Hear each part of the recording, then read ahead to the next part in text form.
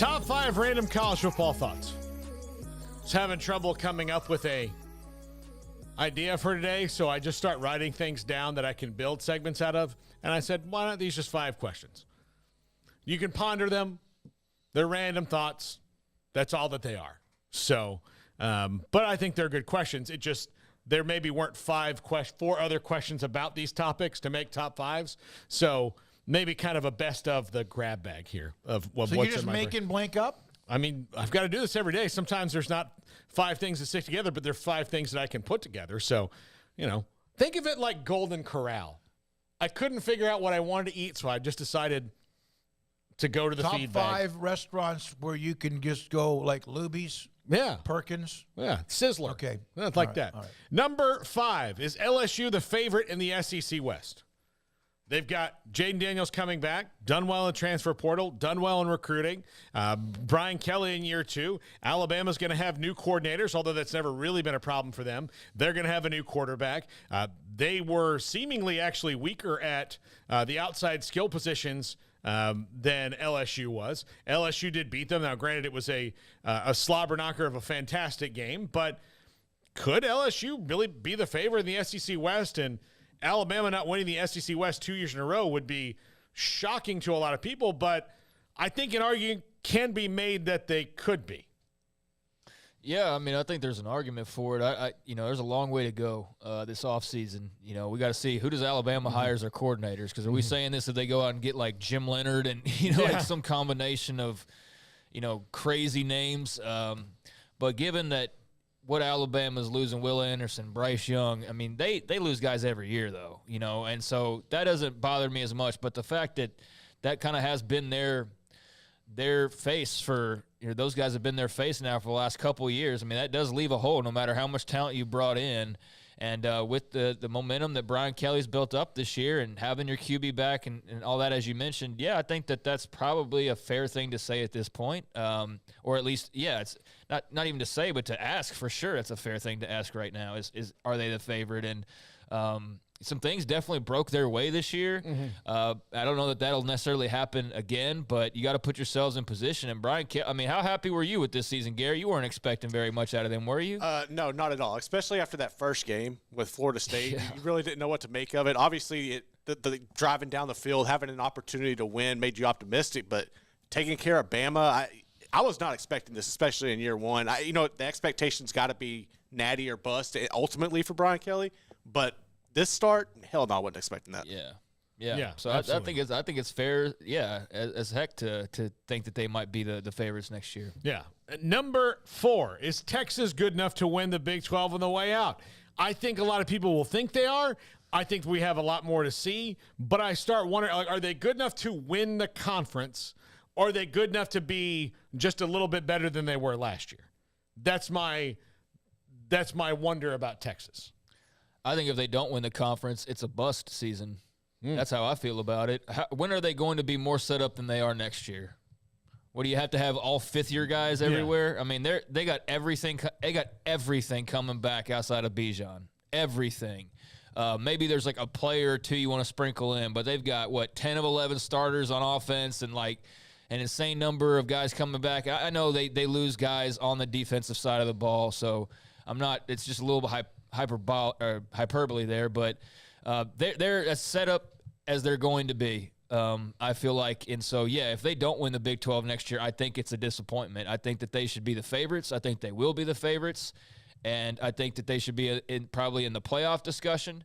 And if they don't win the Big 12 or at least appear in the title game, I think there's plenty of room to criticize Steve Sarkisian and kind of wonder, okay, if you're not going to take this team to at least the title game in the Big 12, then what are we expecting of you beyond this? Like, is Arch Manning that much of a secret weapon that he's going to be the cure-all for everything? Because I think that's how well they're set up for next year. So, yeah, they absolutely are good enough, and they'll be the favorites. Number 3, what coaches are truly on the hot seat? I think Neil Brown is. For sure. Neil Brown is for sure. I think that Justin Wilcox at Cal probably is. I think Dana Holgerson is. But a lot of the things you hear about, like, I don't think Jimbo Fisher really is. I don't think Mario Cristobal really is.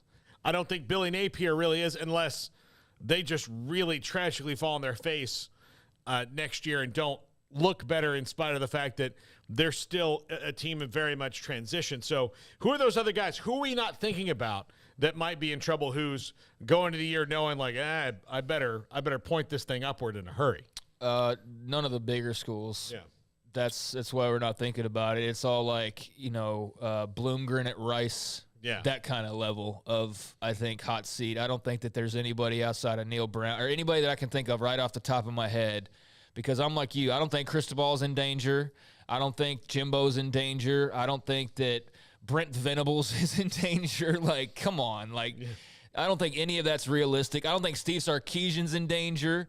Although, again, next year, Texas – at worst should be in the Big 12 championship game. Mm-hmm. At worst should just be in the game, in my opinion. But outside of that, there's no big name guys that I can think of that are like, oh yeah, that dude's definitely on the hot side. Neil Brown's the one that automatically comes to mind.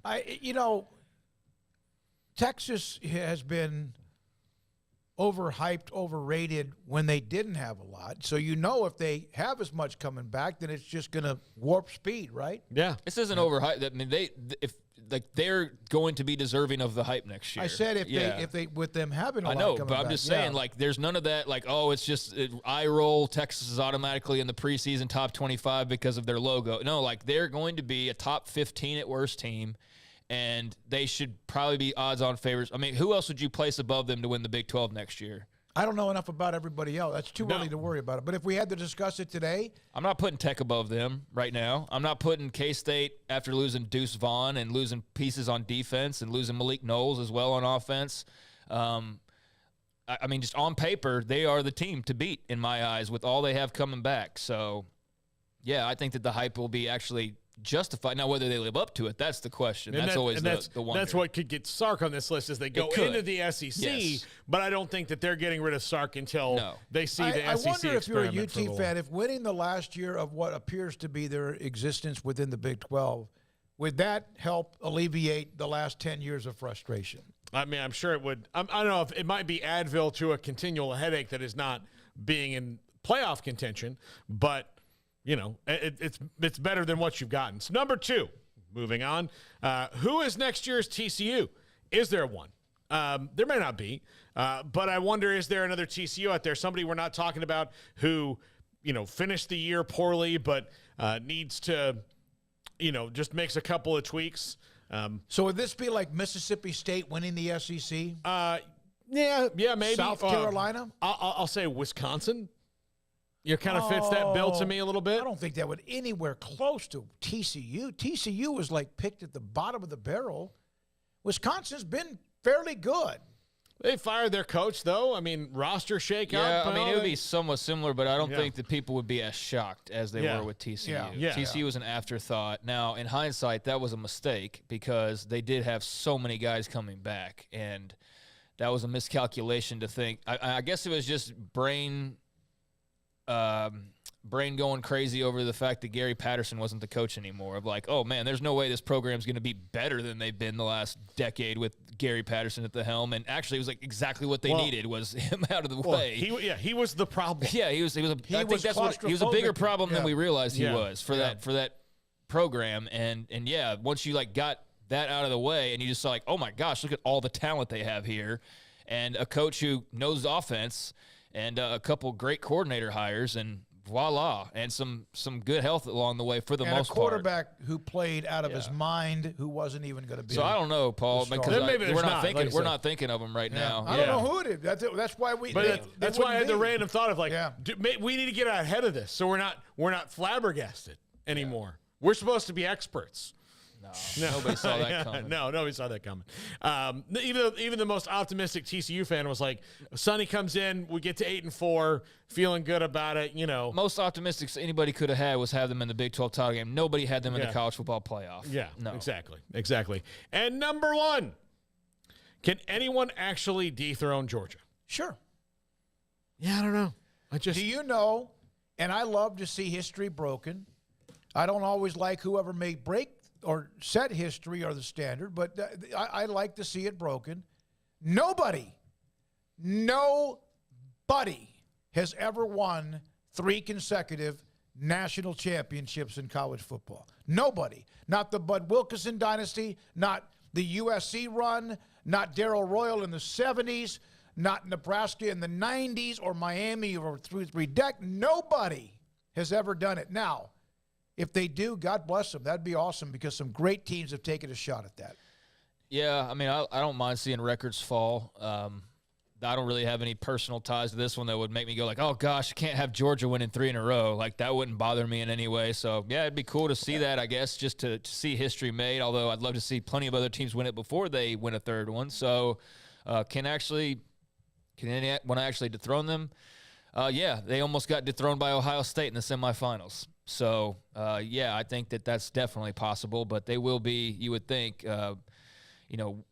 you would think they're definitely going to be one of the favorites, not even discounting the fact that they'll lose their quarterback and they'll lose a lot of great pieces of the NFL, but I think they're in that Alabama mode now where you just expect them to kind of reload. But, yeah, they're going to have some question marks going into next year, but they'll definitely be there at the top of the odds for I sure. meant Darrell Royal in the 60s, not the 70s, when he had UT's pretty good run. All right, Paul, very interesting. Yeah, can they? Yes. Are there many that